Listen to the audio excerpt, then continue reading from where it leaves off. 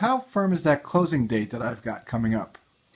Well, Jason, in a real estate contract, a closing date is one of the several items that have to be included along with purchase price, address, personal property, closing date.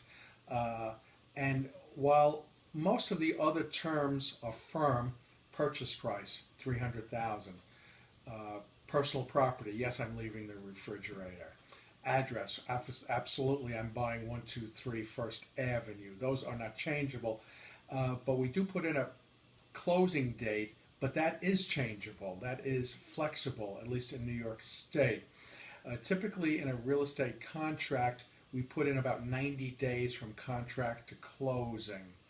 But I always tell my clients that that closing date is flexible.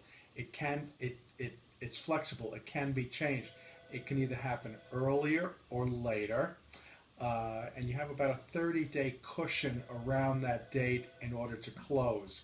Now, the reason for that is so that you have some flexibility so that the date doesn't come and go and that everybody ends up trying to cancel the contract, either holding the deposit, returning the deposit. So it's meant to be a little bit flexible. So I always tell clients your closing date is about 90 days in the future, but don't put that in stone because it probably won't happen on that particular day. It'll happen around that day.